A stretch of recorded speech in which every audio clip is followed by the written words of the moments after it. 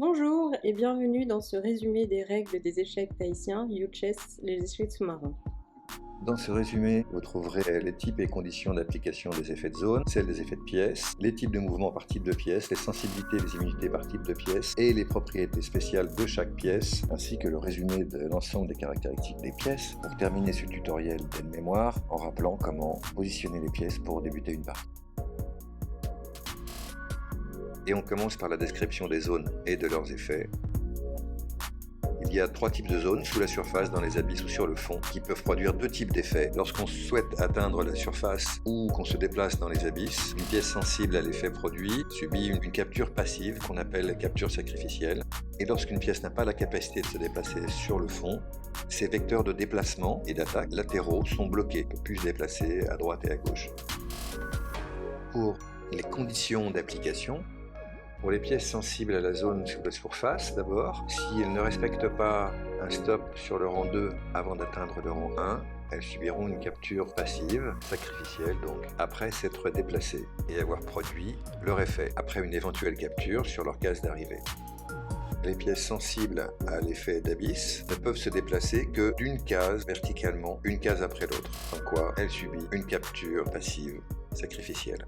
Enfin, pour les pièces qui ne possèdent pas la capacité de se déplacer sur le fond, qui n'ont pas de petites frises de triangle sur leur base, comme nous l'avons déjà dit, leurs vecteurs de déplacement et d'attaque latéraux sont bloqués, c'est-à-dire qu'ils ne peuvent pas se déplacer ni vers la droite ni vers la gauche une fois sur le rang 8.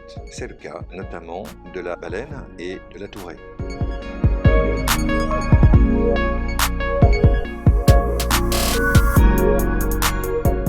Les pièces produisent des effets lorsqu'on les capture. Les pièces concernées sont le nidipierre, le crabe et la méduse. Les différents types d'effets qui sont appliqués sont pour le nidipierre et le crabe une capture pour les pièces qui le capturent, et lorsqu'on capture la méduse, elles immobilisent la pièce qui les capture. Pour le nidipierre, quel que soit l'angle avec lequel on l'attaque, tout attaquant périt par empoisonnement. Seul le roi est immunisé contre les défenses de ce terrible nidipierre.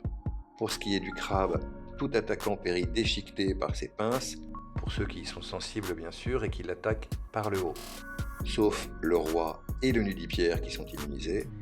Et en ce qui concerne la méduse, tout attaquant qui la capture par le bas ou les côtés, à l'exception encore du roi, est immobilisé par ses filaments, ce qui veut dire que ses vecteurs de déplacement et d'attaque sont bloqués pendant un tour. On retournera la pièce capturante immobilisée sur le plateau, la tête en bas, pour matérialiser cette immobilisation. On va maintenant aborder les principaux mouvements de base par type de pièce. En commençant par la portée des différents types de pièces. Notre reine calamar, notre baleine cachalot, le crabe et le requin ont une portée illimitée. La murène javanaise peut bouger de 1 à 3 cases. Le roi, octopus, le nidipierre et la tourée, quant à eux, se déplacent d'une case. Enfin, la méduse se déplace au minimum d'une case vers le haut et au maximum du nombre de cases qui la séparent du fond. Maintenant, la direction de leur mouvement de base. Pour la méduse, elle se déplace exclusivement vers le haut, sur sa colonne, en poussant les pièces qui sont au-dessus d'elle, et lorsqu'elle dépasse la limite supérieure du plateau, renaît sur une des cases de rang du fond. C'est aussi la seule pièce qui, lorsqu'elle capture d'autres pièces, a un déplacement différent, puisqu'elle ne peut capturer des pièces que sous sa position, à droite, au milieu ou à gauche. Le roi octopus, la géante calamar, notre reine, la baleine cachalot, la tourée et le nidipierre, quant à eux, peuvent se déplacer dans toutes les directions. Le requin un peu marteau comme un fou se déplace en diagonale, la murène javanaise se déplace en S ou en zigzag, et le crabe se déplace en L en prenant appui sur le fond. Et lorsqu'il est en plein eau, il ne peut redescendre que sur sa colonne, dans la direction inverse. Enfin, avant d'aborder le récapitulatif complet des propriétés de pièces en y incluant leurs capacités spéciales, il est important d'aborder la sensibilité de chaque pièce aux effets de plateau et aux effets de pièce, et celle qui bénéficie d'une immunité. En commençant par la géante calamar qui est immunisée à tous les effets de plateau, le roi qui est immunisé contre tous les effets de plateau et de défense des pièces, et le nudipierre qui est immunisé contre les effets du crabe. Pour ce qui concerne la sensibilité aux effets de zone de plateau, à commencer par la zone de surface, les pièces sensibles aux effets de surface sont la murène, le requin, le crabe, le nudipierre et la tourelle.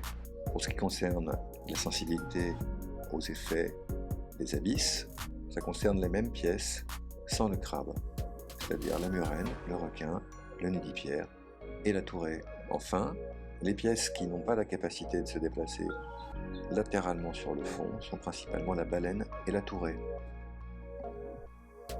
Nous allons aborder les propriétés spéciales de chaque type de pièce désormais, en revenant sur un aide-mémoire complet des propriétés des pièces. On commence par un rappel sur les mouvements de base de chaque type de pièce. Le roi d'abord, d'une case dans toutes les directions. La reine calamar, d'un nombre de cases illimité dans toutes les directions. La baleine, d'un nombre de cases illimité dans toutes les directions. Le crabe, d'un nombre de cases illimité. Lorsqu'il est sur le fond, il s'appuie sur le fond en L. Lorsqu'il est en pléno, en L inversé, en redescendant. La murène javanaise de 1 à 3 cases en zigzag. Le requin, d'un nombre illimité de cases en diagonale. Le nudipierre d'une case dans toutes les directions. La tourelle d'une case dans toutes les directions, et la méduse, une case minimum, à au maximum, le nombre de cases qui la séparent du fond, vers le haut, toujours de manière ascendante, sauf lorsqu'elle capture des pièces uniquement d'une case en bas de sa position.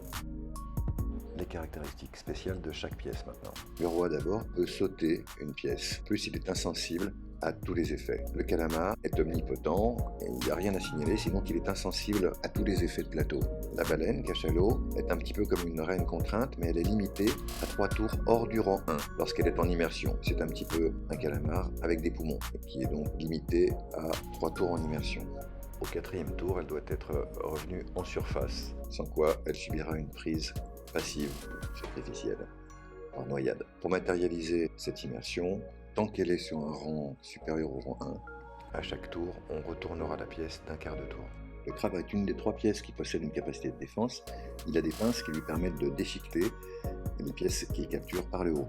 La murène javanaise peut se faufiler et donc sauter des pièces sur ses trajectoires. Le requin, qui est le prédateur naturel des atourés, peut les éperonner et donc il peut manger sur sa diagonale plusieurs jatourés lorsqu'aucune pièce ne fait obstruction entre eux. Le nudipierre, quant à lui, possède la capacité de se transformer. Lorsqu'il mange une pièce, il devient cette pièce et il possède une capacité de défense. Il est toxique pour la pièce qui le capture de n'importe quelle direction, sauf bien sûr le roi qui est immunisé. Le nudipierre est également insensible aux pinces du crabe. La tourelle, quant à lui, possède une capacité de déplacement en groupe qui lui permet, pour les atourés qui sont connectés entre eux, de se déplacer ensemble dans le même mouvement. Lorsque par contre il capture une pièce, seuls les atourés en situation de capturer également d'autres pièces et connectés peuvent se déplacer ensemble. La méduse, quant à elle, capture vers le bas, comme on l'a vu, pousse des pièces vers le haut lorsqu'elle se déplace. Elle peut renaître sur le fond, sur une case de son choix.